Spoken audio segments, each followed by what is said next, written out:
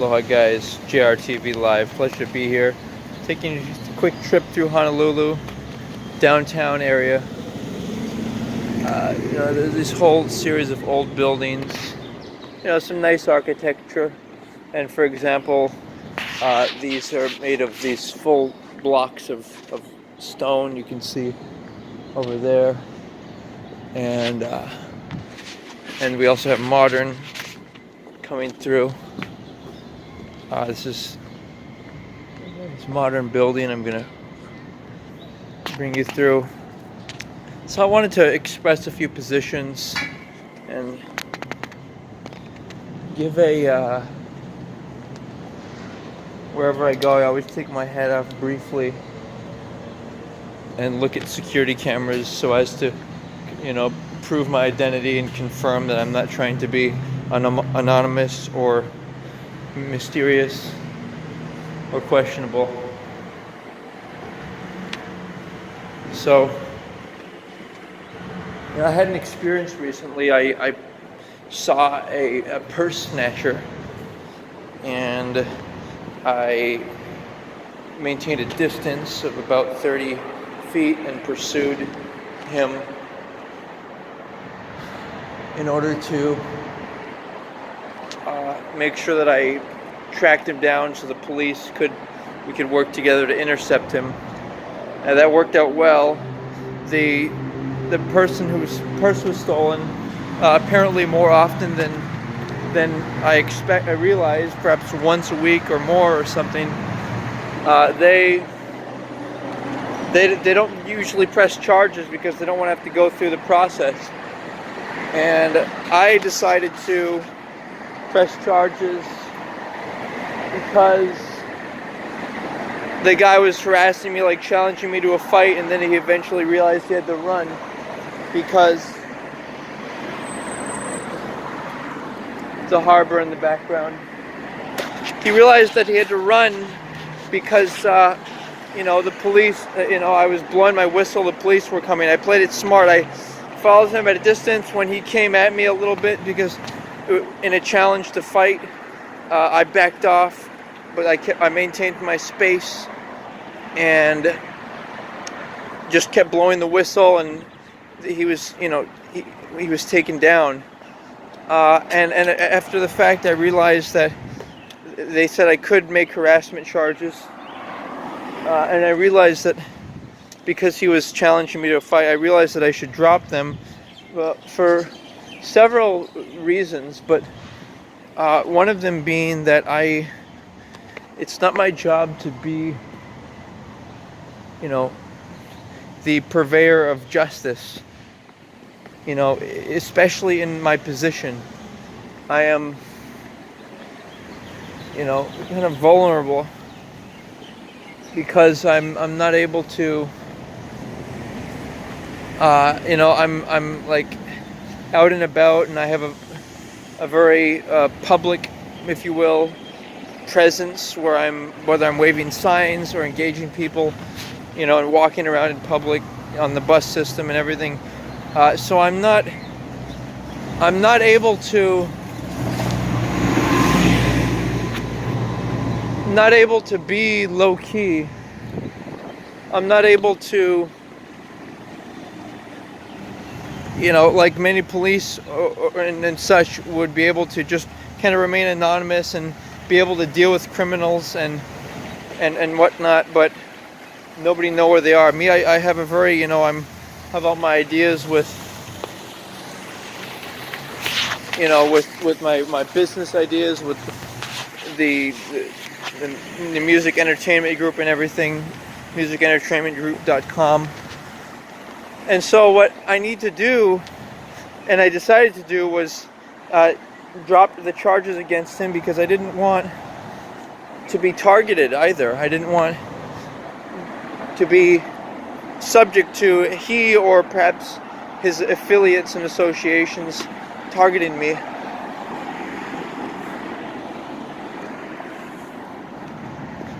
I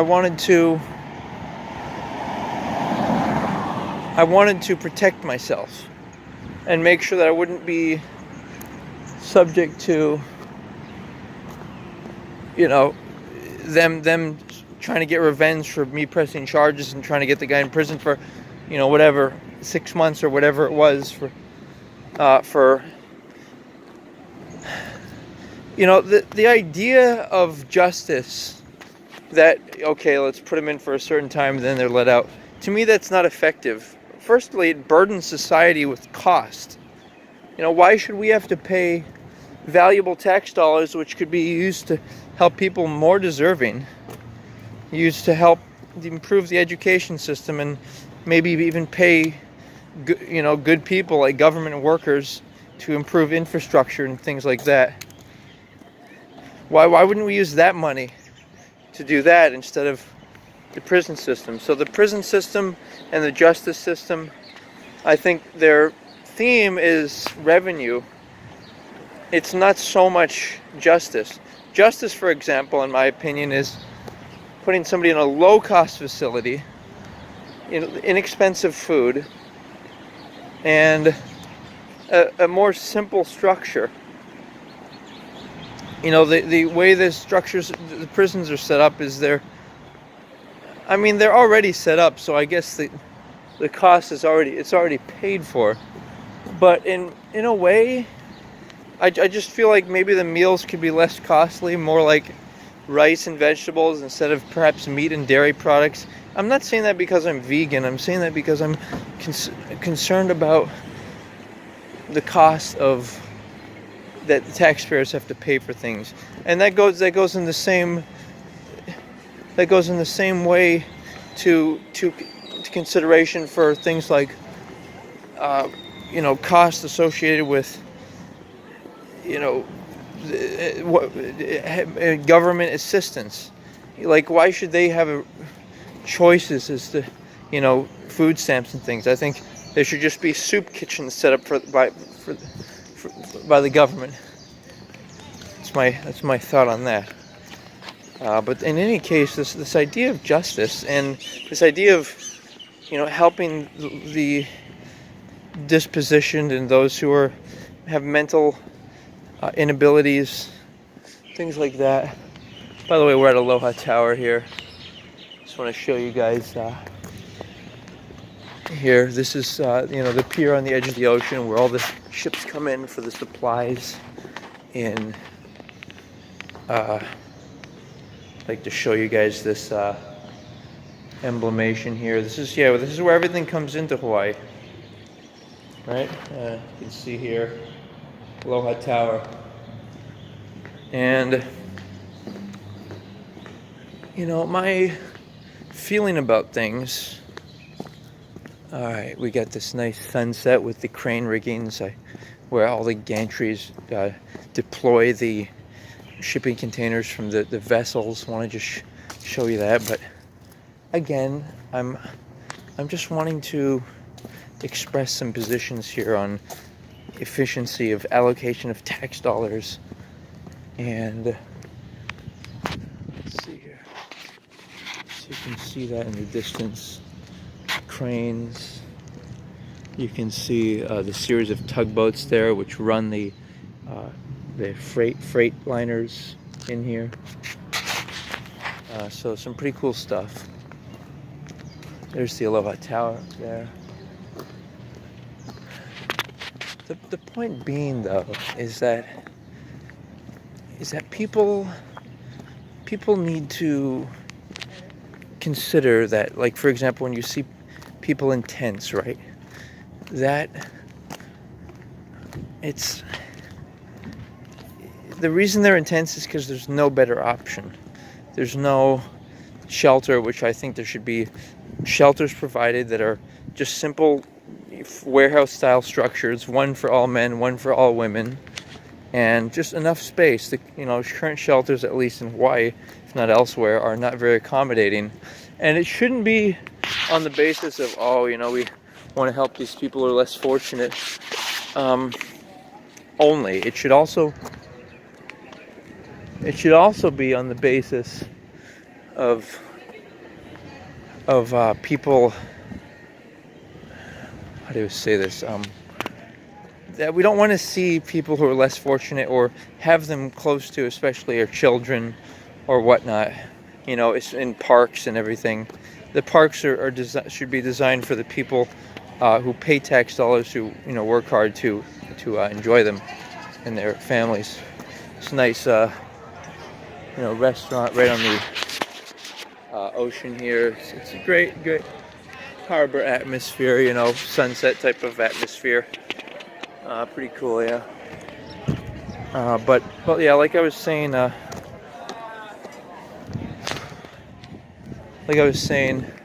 oh, nice towers in the background. You can see those. Like I was saying, you know, with the interest of society being a better place, you know, there are laws that we can vote for, like laws to, some people I think should be imprisoned until such time that they're determined mentally, able to go into society, and not with the restrictions of, oh, this person has felonies, so they're this. No, on the basis that they're completely well, and there should be a time restriction. If they don't meet that restriction by a certain time, then they're humanely executed. And people sometimes don't, they resist. They're very resistant, like most times. But why would you be resistant if you really believed that reincarnation was real? Why would you be resistant to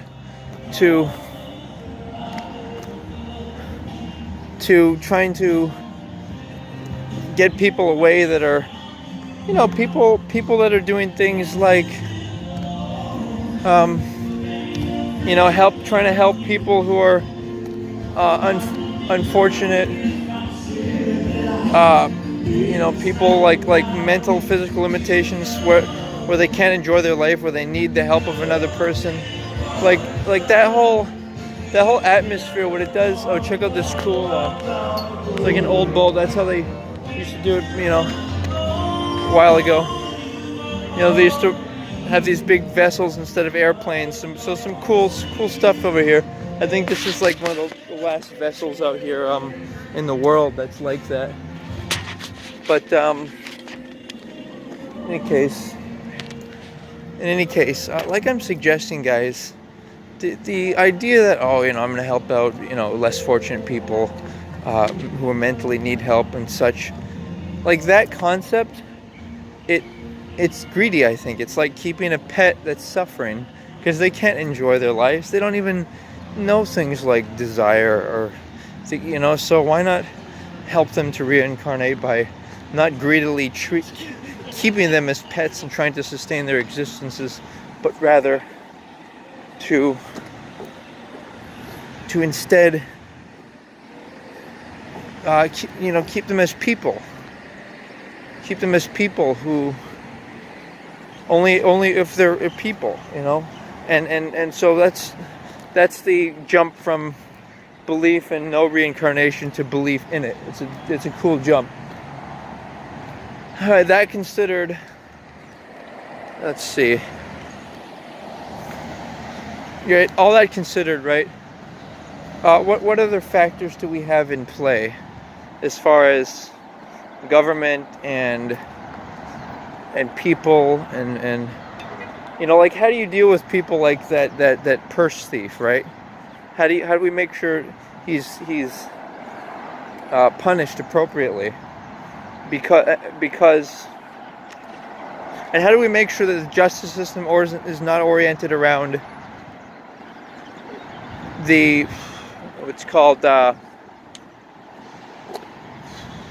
what is called money versus actual justice? How do we make sure that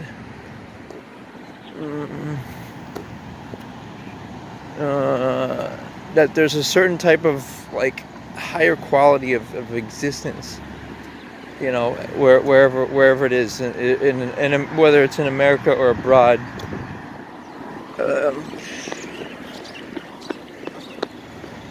And the way to do that is to first start off at the top.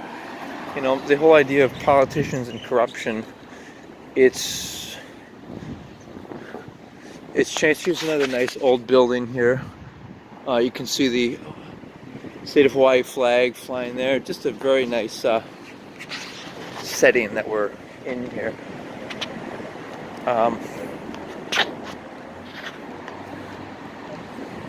Corruption in the government, right? So top down. The people in the government who are elected officials should all be volunteers, not paid persons. I'm talking people like governor, mayor, talking council members, talking Congress people, talking presidents. These people should all be volunteers who are financially positioned such that they can afford to, hey, 2 to 5 years, I'm gonna get, I'm gonna get myself, I'm gonna have my say. I'm gonna take some positions. I'm gonna make, express my opinions. That would, in my opinion, would be the way to do it. Instead of trying to expect people to somehow abide by, this thing where, it costs money to run on candidates. It should all be grassroots funded, where it's real individuals, real people individual contributions to the campaign, and it's none of it goes to the politician. It just goes to making signs and running ads on television or social media.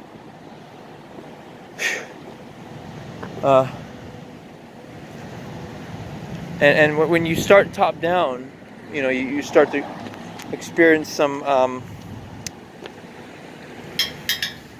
And another thing is judges. How do you make sure that how do you make sure that these people are protected so criminals don't get angry at them and try to retaliate?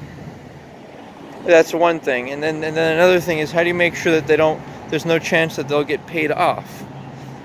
Well, I think there should be some type of anonymization system where of course, the downside of that being that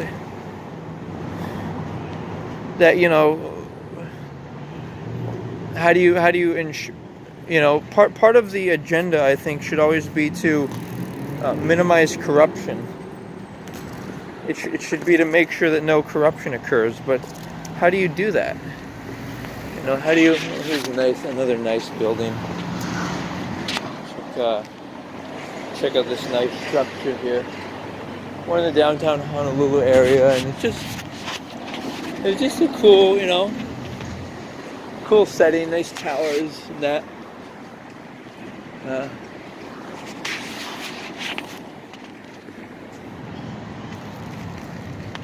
How do you like what do you do? What are the moves to make to make things positive?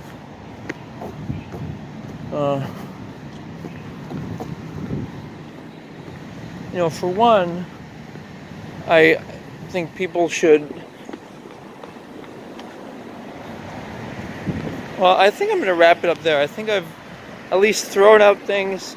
These are all questions and some opinions, some statements as well. But things for all of us to think about. How do we sharpen things up? And it changed the power back to the people, where people actually voting. Like, people can vote for laws to change, like more capital punishment, more death penalty type stuff, and less where where the justice system is dependent upon, whether people can afford certain attorneys or things like that. That's not justice. That's business. And protection for witnesses and things like people reporting. Things like people reporting. What do you call? People reporting stuff like people texting while driving, or engaging in various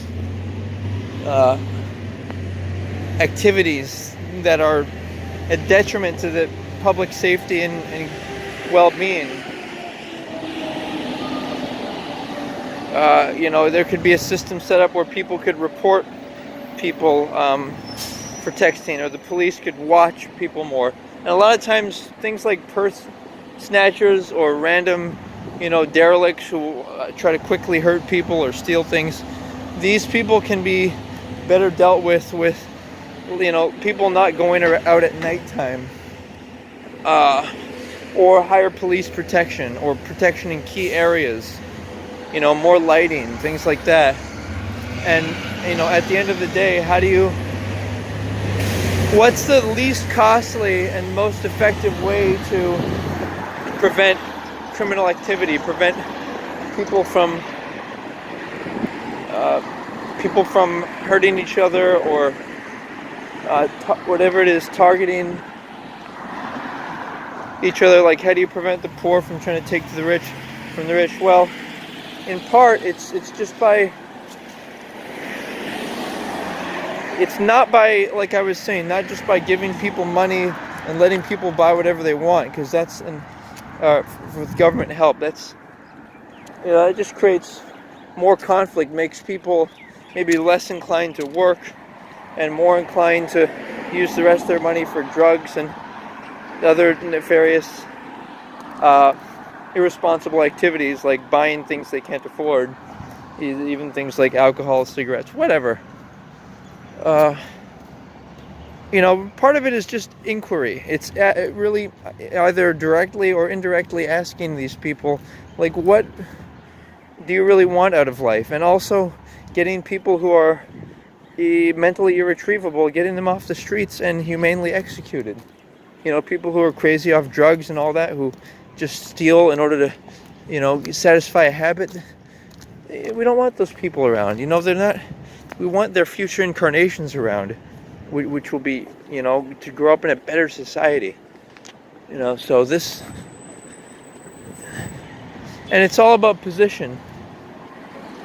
Like, you never want to report somebody for criminal activity unless maybe you can either do it a month or two after the fact, report it anonymously, sexual harassment, report it anonymously. But oftentimes you can't report it anonymously. They'll know that you did it, so they might be able to target you back. So try to use some foresight and just, think about where you are. Bad place, bad time, wrong place, wrong time type of, try to avoid that and stuff like that. Thanks for considering my views, though, and aloha to you. Take care. See, that's the actually the Iolani Palace, and remember, things like that, they're not quote unquote good, I would say. We don't want, I would say, the idea of a palace. That's contrary to democracy. Democracy is about everyone having an equal vote and opportunities to improve better in government and be a part of government, all that stuff. The idea of a monarchy is inconsistent with the ideas of freedom and capitalism and equal opportunity. So thanks for considering, and aloha.